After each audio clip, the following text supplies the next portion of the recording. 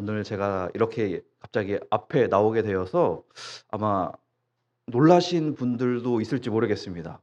왜 박 목사님이 올라오셨지?' 생각을 하실 수도 있는데 네. 그렇게 됐습니다.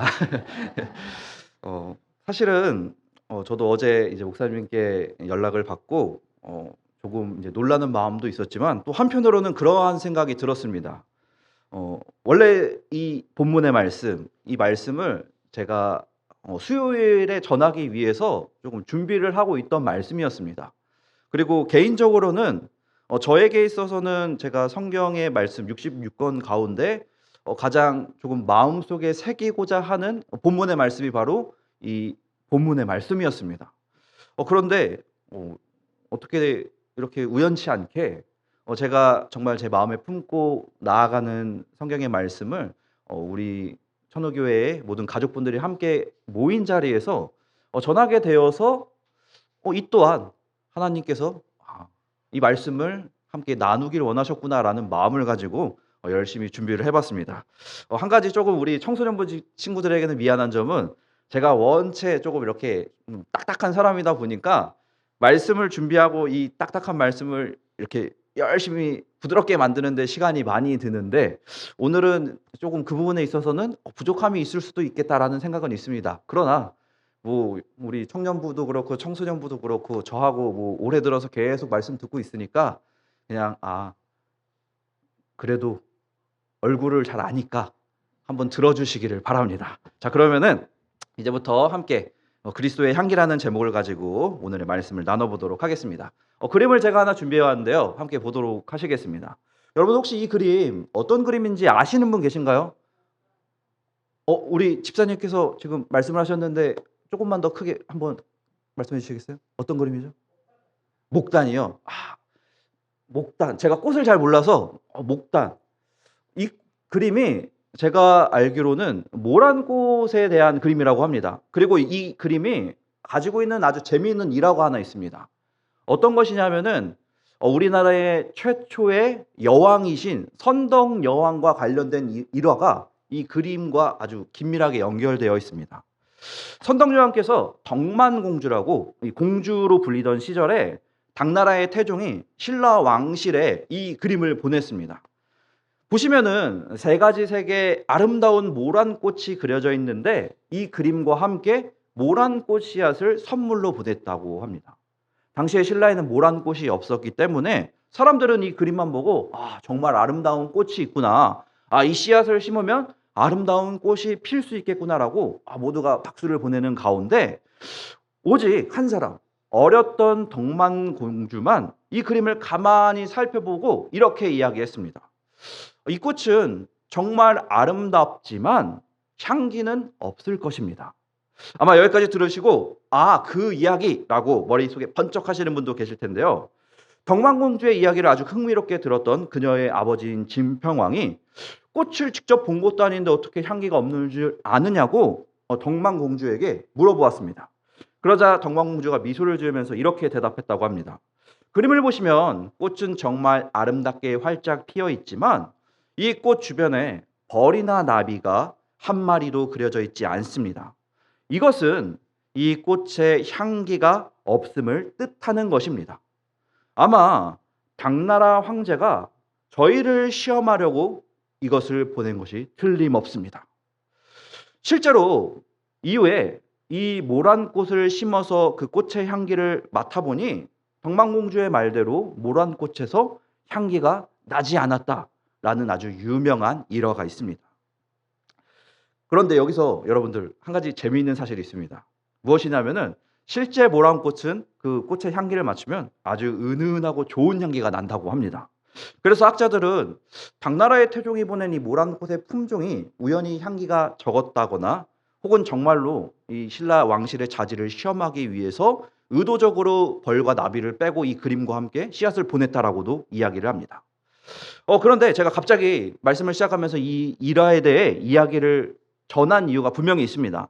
왜냐하면 이 모란꽃 일화만큼이나 오늘 우리가 함께 읽었던 본문의 말씀이 향기라는 이 표현과 아주 밀접한 관련이 있기 때문입니다.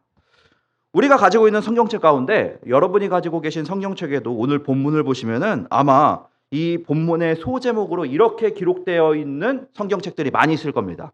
그리스도의 향기. 네, 맞습니다.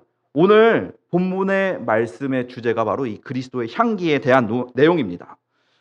저는 오늘 이 시간 이 성경 말씀을 통해서 본문에서 이야기하는 그리스도의 향기를 다시 한번 우리가 알아보고 우리가 가지고 있는 이 그리스도의 향기를 한 주 동안 어떻게 전하며 나아갈 것인지를 깊이 묵상하는 시간이 되기를 소망합니다.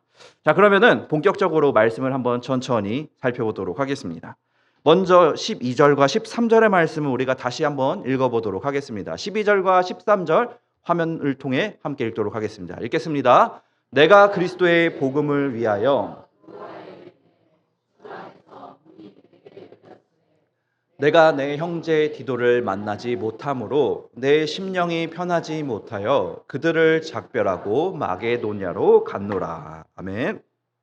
근데 이 말씀은 바울이 에베소에서 드로아를 지나 마게도냐에 이르기까지의 그 과정을 설명하고 있는 말씀입니다.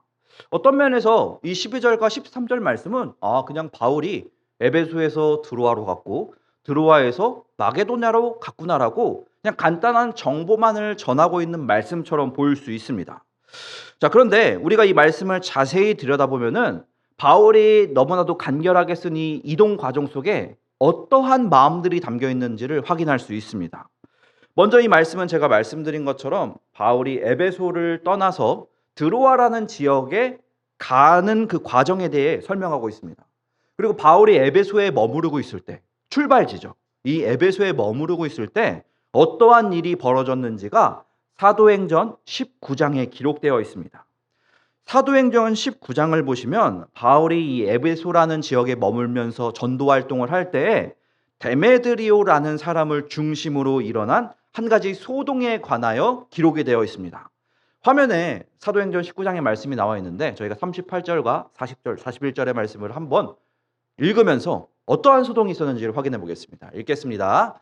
만일 데메드리오와 그와 함께 있는 직공들이 누구에게 고발할 것이 있으면 재판 날도 있고 총독들도 있으니 피차 고소할 것이요.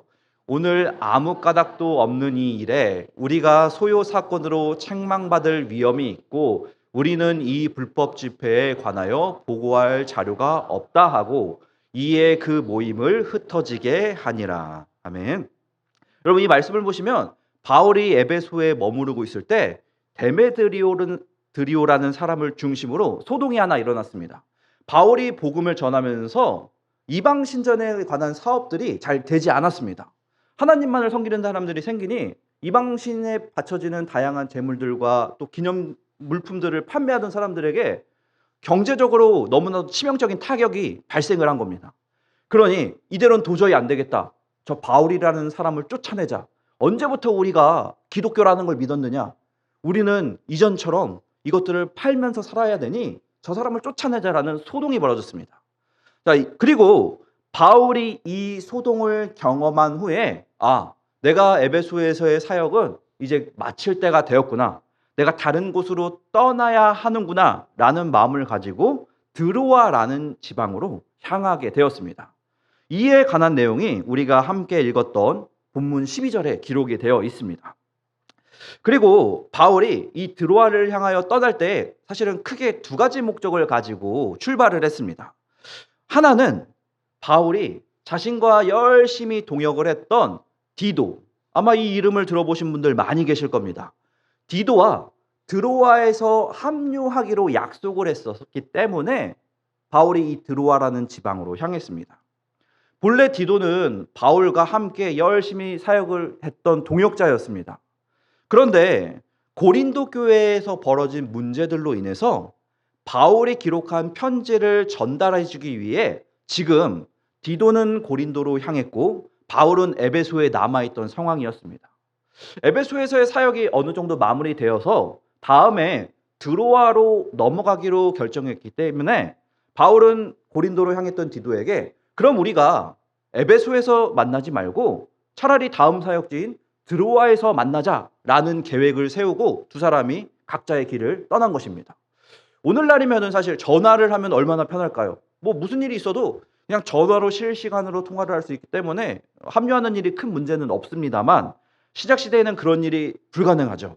한번 떠나게 되면은 그 사람과 다시 만나는 일이 쉽지가 않아서 계획을 세워 둔 것입니다. 그렇게 바울은 드로아로 향했습니다. 디도는 바울이 기록한 소위 눈물의 서신을 가지고 고린도 교회로 향했습니다.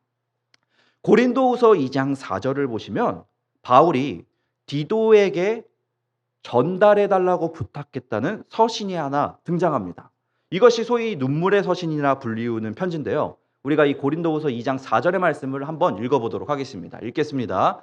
내가 마음에 큰 눌림과 걱정이 있어 많은 눈물로 너희에게 썼노니 이는 너희로 근심하게 하려 한 것이 아니요 오직 내가 너희를 향하여 넘치는 사랑이 있음을 너희로 알게 하려 함이라. 여기 보시면은 바울이 마음에 큰 눌림과 걱정이 있어 많은 눈물로 너희에게 썼다라고 하는 이 편지가 바로 눈물의 서신이라 불리는 편지입니다. 이 편지는 사실 고린도 전서와는 다른 편지입니다. 바울이 고린도 전서를 보내고 그 후에 이 눈물의 서신을 고린도 교회에 보냈습니다.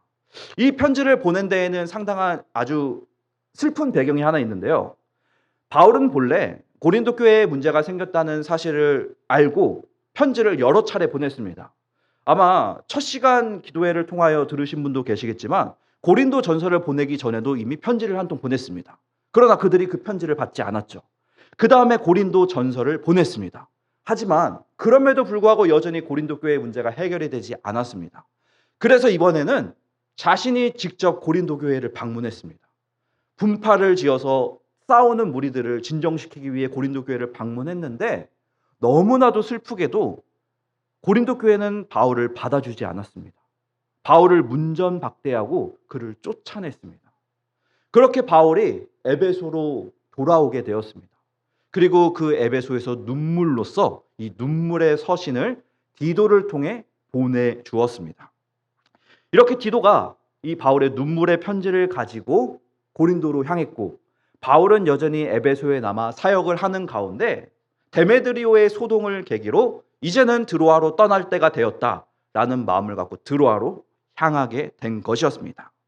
그리고 이때 바울은 크게 디도와 합류하는 계획을 두 가지로 세웠습니다. 이것은 지도를 보면서 조금 설명을 드리면 좋을 것 같은데요. 지도를 한번 보시면 좋을 것 같습니다. 제가 빨간색 원으로 에베소, 본래 바울과 디도가 사역을 했던 그 지역을 동그라미를 해두었고요.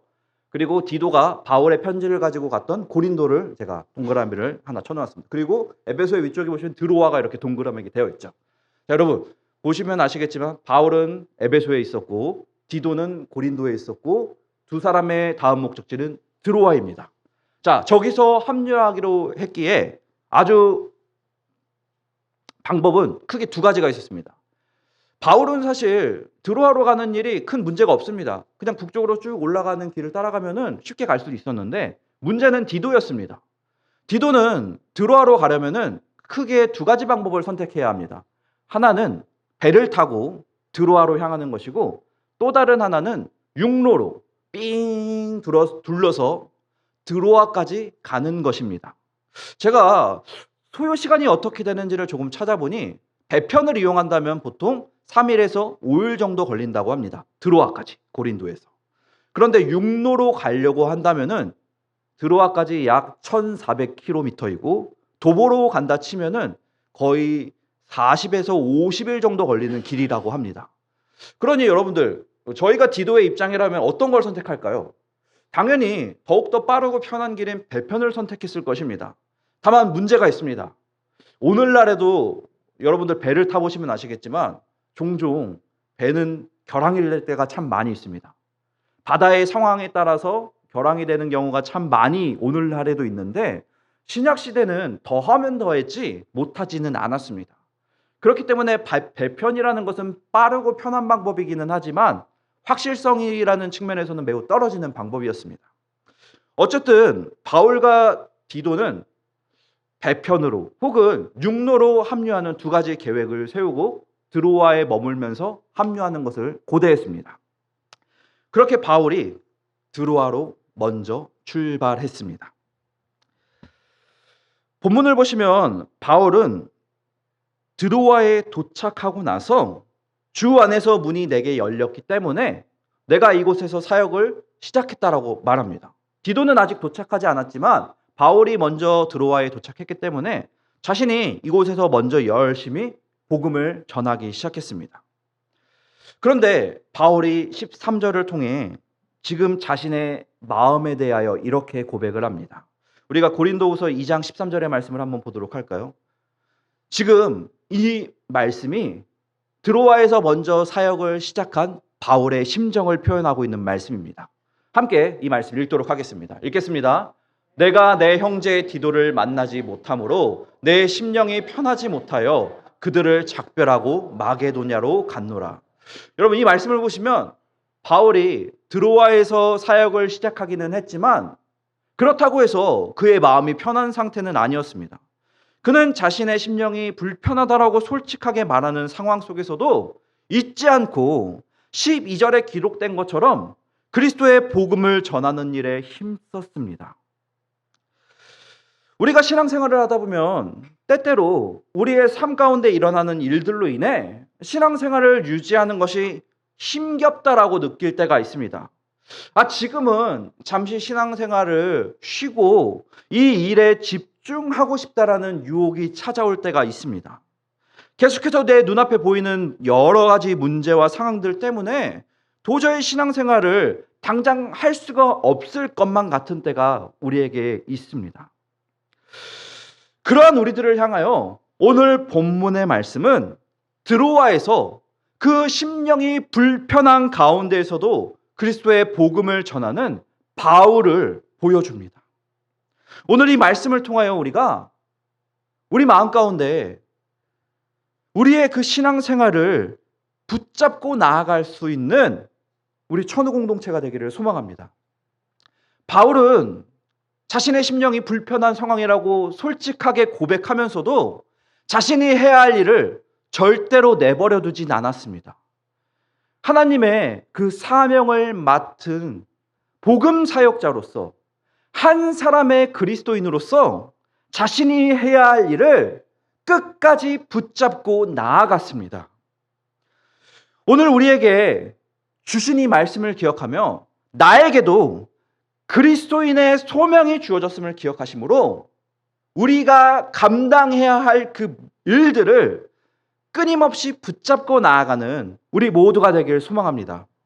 우리에게 주신 그리스도인의 사명, 우리가 해야 하는 신앙생활이라는 것은 결코 멈출 수도 지울 수도 없는 것입니다. 나의 상황과 형편에 따라서 나의 신앙을 멈추고 지워버릴 수 없습니다. 예수님을 구주로 영접한 우리는 그리스도의 인치심을 받은 하나님의 자녀입니다. 그리고 하나님의 자녀된 우리에게는 신앙생활은 특별한 의식이 아니라 그저 우리의 일상이 되어야 합니다. 하나님의 자녀가 하나님의 자녀답게 생활하는 것은 특별한 것이 아니라 너무나 당연한 일이라는 것을 기억하시고 이제는 내가 중심이 되어서 나의 상황과 형편에 이끌려가는 신앙생활이 아니라 오직 나의 주님 되시는 그리스도가 중심되는 신앙생활을 만들어가는 우리 천우 공동체가 되기를 간절히 소망합니다. 우리 드로아에 대해서 잠깐 짚고 넘어가도록 하겠습니다. 바울이 디도와 함께 사역하기로 했던 드로아, 이곳은 우리말 성경으로 보면 드로아라고 기록되어 있지만 헬라어로 보시면 트로아다라는 단어로 되어 있습니다. 그리고 이 트로아다라는 단어는 드로아를 포함하여 보다 넓은 지역을 통칭하는 지명으로서 우리나라로 따지면 일종의 도라는 표현과 같습니다. 바울은 드로아라는 이 한 장소에서만 사역을 했던 게 아니라 드로아 도라는 넓은 지역에서 사역을 시작했습니다. 그리고 이 지역은 당시에 로마의 황제인 율리우스나 동로마 제국의 황제인 콘스탄틴이 수도로 삼고 싶어 할 정도로 많은 사람들이 모여있고 또 경제적인 요충지였습니다. 바울은 본래 2차 선교 여행을 통해서 이곳을 방문한 적이 있었습니다. 이곳에서 마게도냐인의 환상을 보고 마게도냐로 넘어가 그곳에서 사역을 감당하기도 했었습니다. 그리고 이 드로아라는 곳에 대하여 우리에게 더욱 친숙한 지명이 하나 있습니다. 아마 이 지명을 아시는 분도 계실지 모르겠는데 제가 드로아 사진을 좀 가져왔거든요. 한번 보도록 할까요? 여러분, 이곳이 바로 드로아라는 지역입니다. 첫 번째 사진을 보시면은 좀 멀리서 보이는 거기 때문에 그냥 저러한 동네구나, 해안 도시구나라고만 생각할 수 있는데, 아마 이 두 번째 그림을 보시고 머릿속에 무언가 떠오르시는 분이 계실지도 모르겠습니다. 여러분, 저 두 번째 사진을 보시면 커다란 나무로 된 무언가 조각상이 보이죠? 아마 이것을 우리 청년들이나 우리 청소년부 친구들은 본 적이 있는지 모르겠습니다. 자, 혹시 목마, 무슨 목마라고 불리는 아주 유명한 것이 있습니다. 네, 맞습니다. 트로이 목마. 여러분, 이 드로아가 우리에게 더욱 친숙한 지명이 무엇이냐면 트로이입니다. 자, 아마 이 지명은 모두가 들어보셨을 겁니다. 이 트로이에서 바울이 사역을 했던 것입니다. 그리고 아주 중요한 요충지였습니다. 바울이 이곳에서 수개월을 머무르면서 열심히 복음을 전도했습니다. 그리고 그 복음의 결과물도 열매가 맺히기 시작했습니다. 사도행전을 보시면은 바울이 나중에 이곳을 다시 방문한 이야기가 나오는데, 이곳에 교회가 세워지고 그곳에서 예배를 드렸던 이야기가 사도행전에 기록이 되어 있습니다. 아마 사도행전 20장 7절의 말씀을 아시는 분들도 많이 계실 텐데 한번 이 말씀 볼까요? 자, 함께 읽도록 하겠습니다. 그 주간 첫날에 우리가 떡을 떼려 하여 모였더니 바울이 이튿날 떠나고자 하여 그들이 강론할새 말을 밤중에 계속하며. 여러분, 아마 이 이야기를 아시는 분들도 계실 겁니다. 자, 바울이 사도행전 20장을 보시면은 드로아를 다시 방문했고 이곳에 교회가 세워졌고 이곳에서 말씀을 전했다라는 내용이 기록되어 있습니다. 바울이 수개월을 이곳에서 머무르며 복음을 전했고 그 열매가 분명하게 맺혀 있었습니다. 하지만 그럼에도 불구하고 여전히 바울의 마음은 편치 못했습니다. 디도와 합류하기로 했었는데 배편이라면은 이미 충분히 도착하고도 남을 시간이었습니다. 심지어 도보로 왔다 하더라도 수개월을 이미 머무르고 있었기 때문에 디도가 도착해야 정상이었습니다. 그럼에도 디도는 여전히 도착하지 않았습니다. 심지어 지금 단순히 디도의 문제에 그치는 게 아니라 고린도 교회에서 일어난 문제는 여전했습니다. 디도가 와야지 고린도 교회의 문제가 지금 어떻게 되고 있는지 소식이라도 들을 수 있을 터인데 도저히 들을 방도가 없는 상황이었습니다. 결국 그렇기에 바울은 수개월을 머무른 드로아를 떠나기로 결심했습니다. 그리고 이번에는 디도와 세웠던 또 다른 합류 계획을 따라 마게도냐 지역에 가보기로 했습니다. 바울이 디도와 처음에 드로아에서 합류하기로 했지만 그것만을 계획으로 세웠던 것은 아닙니다. 당시에 합류하는 게 얼마나 힘들었는지 계획을 2개나 세우고 있었습니다. 그 두 번째 계획이 만일 우리가 드로아에서 합류하지 못한다면 마게도냐 지역에서 합류하는 것을 두 번째 계획으로 세우고 바울이 이 계획을 따라 이번에는 마게도냐로 향하기 시작합니다. 자, 여러분, 마게도냐로 향하게 된 바울, 과연 그때 바울의 심정이 어떠했을까요? 물론 드로아에 도착하여서 열심히 복음을 전한 것을 통해 열매가 맺히고 있는 상황이기는 했습니다. 그런데 그러한 바울의 마음에 여전히 편치 못함은 계속해서 존재했습니다. 마게도냐로 향하는 바울이 자신의 일정을 12절과 13절을 통해 소개한 후 자신의 일정에 대한 이야기는 잠시 중단합니다. 내가 에베소에서 드로아로 향하고 드로아에서 이번에는 마게도냐로 향했다 라고까지 이야기한 후 자신의 이후의 여정에 대해서는 7장 5절에 이르러서 다시 이야기를 시작합니다. 그리고 14절부터는 잠시 자신의 그 여정에 대한 이야기는 중단을 하고 참된 하나님 나라의 사역이란 무엇인가에 대해서 갑자기 이야기를 시작합니다. 그리고 이 이야기를 우리가 바울의 현재의 상황과 함께 바라본다면 바울이 지금 어떠한 상황 속에서 어떠한 이야기를 하고 있는지를 통해 더욱더 그 말씀에 담겨있는 많은 의미를 느낄 수가 있습니다. 그렇기에 여기서 우리가 바울이 과연 그때 어떠한 마음을 품고 어떠한 이야기를 했는지를 한번 전체적으로 살펴보겠습니다. 고린도후서 1장 8절의 말씀을 보시면 에베소에서 드로아스로 향하기 전이었던 에베소에서 사역할 때 바울이 자신의 심정에 대해 이렇게 고백합니다. 1장 8절의 말씀 함께 읽도록 하겠습니다. 읽겠습니다. 형제들아, 우리가 아시아에서 당한 환난을 너희가 모르기를 원하지 아니하노니 힘에 겹도록 심한 고난을 당하여 살 소망이 끊어지고. 바울이 지금 자신이 감당하고 있는 사역에 대해 이렇게 이야기합니다. 너무 힘에 겨워서 심한 고난을 당해서 살 소망이 끊어져 있다. 심지어 내가 마치 사형 선고를 받은 것 같다라고 고백할 정도로 너무나도 지금 에베소에서 사역이 힘들었다고 고백합니다. 여기에 더해서 고린도에서 들려오는 문제가 바울을 더욱더 심란하게 합니다. 분파가 생기고 음행의 문제에 너무나도 많은 문제로 인하여 싸우고 있다는 고린도 교회의 소식을 들으니 더욱더 힘이 들 수밖에 없었습니다. 심지어 문제를 해결하기 위해 고린도 교회로 향했더니 모독만 당하고 쫓겨나고 말았습니다. 그렇기에 정말 눈물로써 편지를 다시 보내야만 했습니다. 드로아에서 디도와 합류하기로 했는데 디도는 돌아오지 않습니다. 수개월을 머물렀는데 디도는 여전히 감감무소식입니다. 결국 이 편치하는 마음을 견디지 못한 바울이 마게도냐로 향하고 있습니다. 뒤를 돌아보면 죽을 것만 같았던 에베소에서의 사역이 떠오르고 앞을 바라보니 자신을 내쫓았던 고린도 교회가 보입니다. 그저 디도를 만나야지 라는 그 한 가지 생각만을 가지고 터벅터벅 마게도냐로 향하고 있습니다. 이러한 상황에서 바울이 지금 이야기를 시작합니다. 고린도후서 2장 14절 이하의 말씀을 통해 그 힘겨운 상황에서 자신에게 있어서 가장 솔직한 고백을 지금 시작합니다. 어떠한 이야기를 할까요?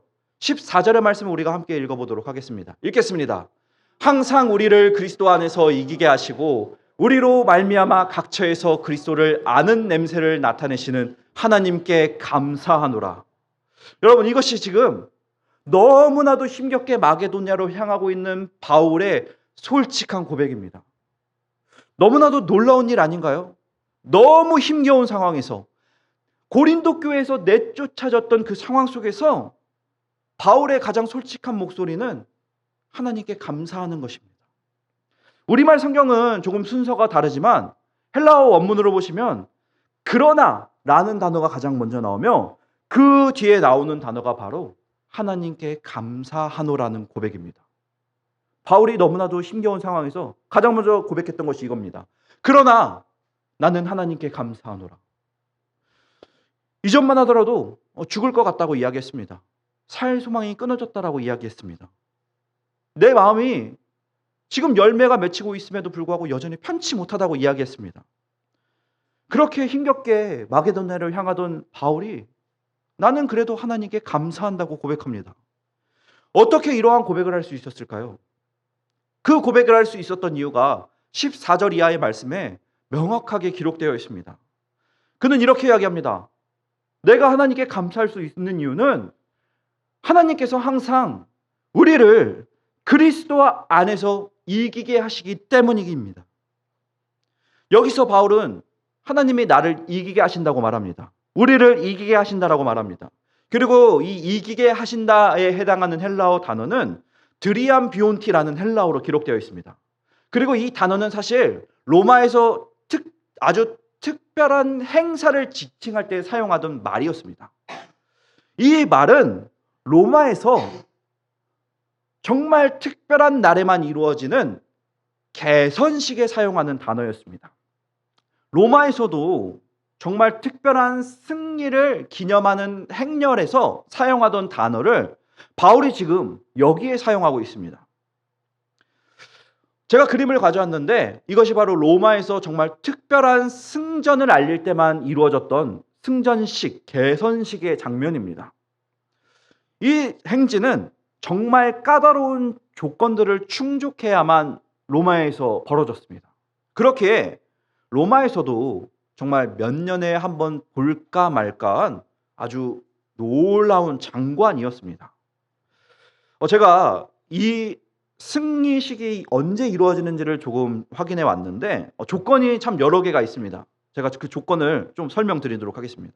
먼저 이 승전식은 그 승리의 주체가 야전 사령관이어야만 이루어집니다. 작은 전투가 아니라 야전 사령관이 참정할 정도로 커다란 전투가 첫 번째 조건입니다.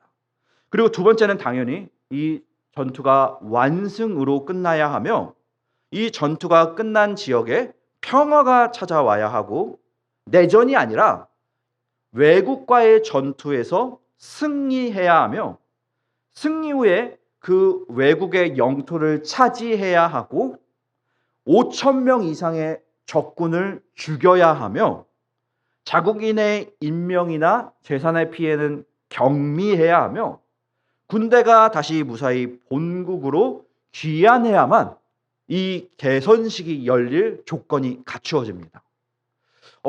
말로만 설명을 해도 정말 조건이 까다롭습니다. 그렇기에 몇 년에 한번 열릴까 말까 했습니다. 그리고 이 승리 행렬을 보시면 정말 규칙이 여러 가지가 있습니다.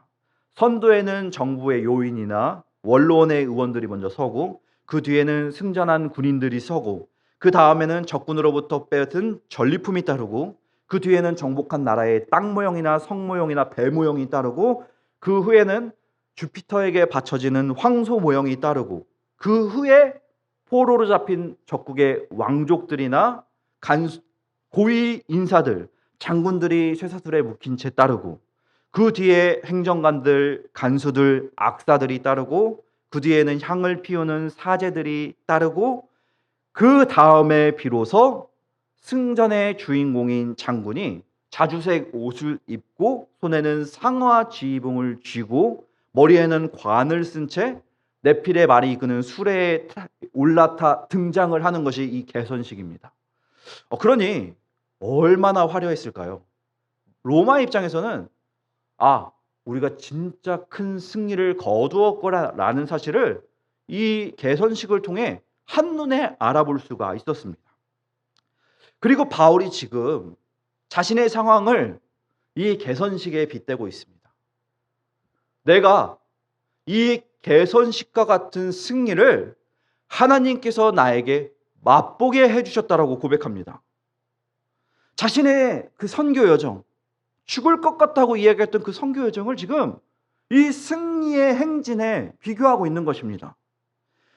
하나님께서 자신을 항상 승리로 이끌어 주셨다고 말합니다. 어느 한순간도 패배한 적이 없이 100% 승리했다고 고백하고 있습니다. 이것이 지금 바울이 자신이 지금까지 걸어온 선교 여정에 대한 해석이고 평가입니다. 여러분, 바울이 어떠한 지금 선교 여정을 걸어왔나요? 죽을 것 같다라고 이야기했습니다. 정말 이 고백은 과장된 고백이 아니었습니다. 사도행전 14장 19절을 보시면 바울이 실제로 이러한 일을 경험했습니다. 함께 읽어볼까요? 이 말씀 읽도록 하겠습니다. 유대인들이 안디옥과 이고니온에서 와서 무리를 충동하니 그들이 돌로 바울을 쳐서 죽은 줄로 알고 시외로 끌어내치니라. 여러분, 이 말씀을 보시면 바울이 복음을 전하니까 유대인들이 바울이 가는 곳마다 따라다녔습니다. 바울이 도시를 옮기면 그냥 우리 도시에서 드디어 저놈 떠나갔다 이게 아니라 바울이 떠난 도시까지 쫓아가서 거기서 바울의 사역을 방해를 했습니다. 그렇게 이 안디옥과 이고니온까지 쫓아와서 무리를 충동해서 어떤 일이 벌어졌느냐면 결국 바울을 돌로 치는 사건이 벌어집니다. 사람들이 바울을 돌로 쳤고 이 일로 인해서 바울이 쓰러지니까 드디어 이놈이 죽었구나 하고 그 시체를 성 밖으로 내버렸습니다. 다행히 바울이 실제로 죽은 것은 아니었기 때문에 자리에서 일어날 수는 있었지만 정말로 죽은 것처럼 보이는 사건까지 펼쳐질 정도였습니다. 바울의 선교 여정이 이와 같았습니다. 그의 말은 절대로 거짓이나 과장된 것이 아니었습니다. 이러한 바울의 모습을 세상에서 바라본다면 어떠했을까요? 철저하게 실패한 사람입니다. 심지어 자신이 그토록 노력을 해서 열매라고 할 수 있는 이 고린도 교회. 그런데 거기서 쫓겨난 너무나도 처량한 실패자가 아닐 수 없습니다. 그런데 바울은 14절의 말씀을 통해 자신에 대하여 이렇게 고백합니다. 나는 하나님께서 항상 승리하게 해주시는 자이다. 나는 단 한 번도 패배한 적이 없다. 어떻게 이러한 고백을 할 수 있을까요? 그 비결은 이 14절에 너무나도 명확하게 나와 있습니다. 내가 그리스도 안에 있기 때문이라고.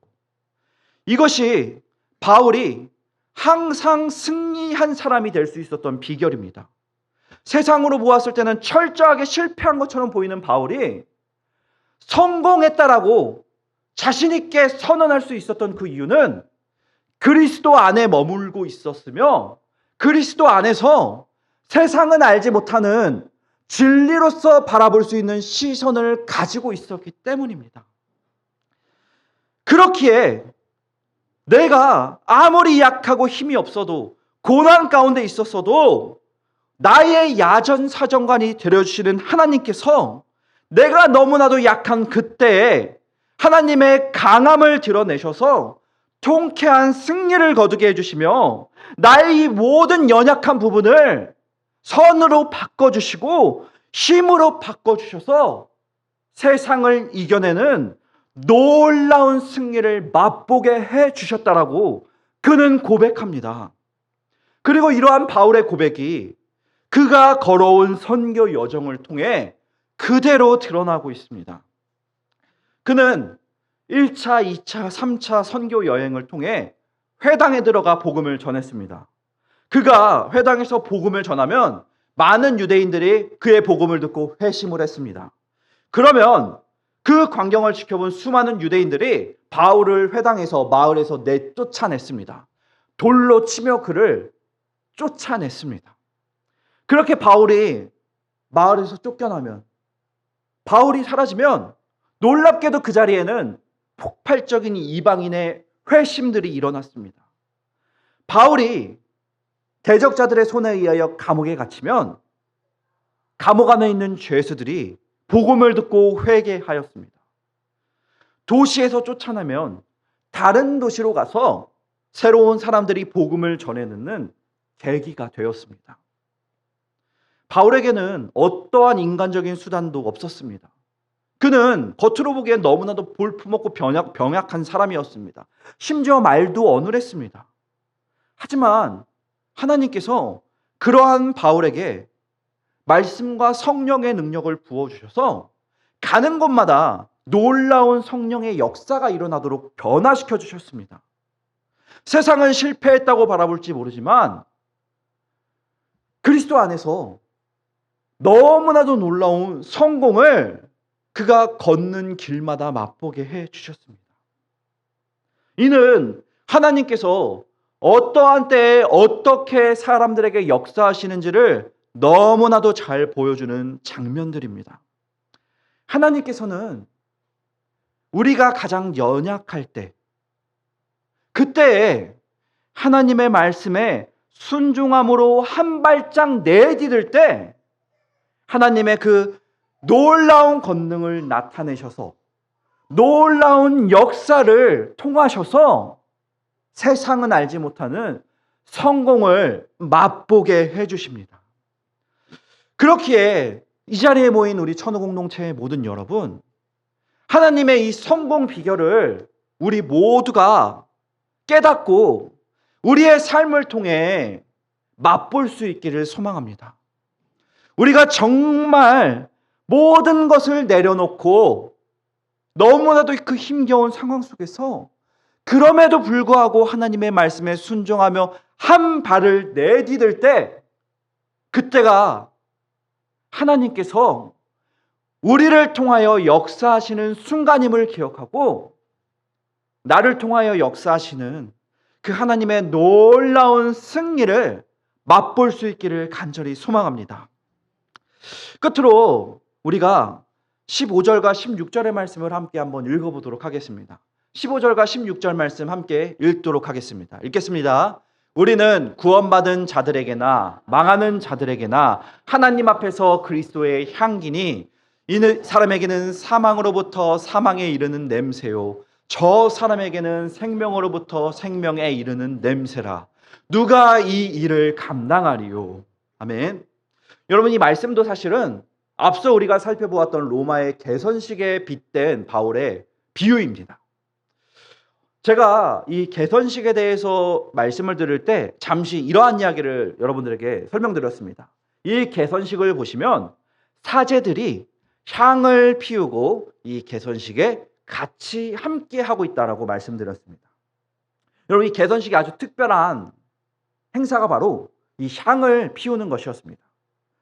향이 피워지기 때문에 로마의 시민들은 이 개선식을 직접 보지 않더라도 이 로마의 전체로 퍼져나가는 은은한 이 향기 때문에 우리나라가 대승을 거두었구나 라는 사실을 쉽게 알 수 있었습니다.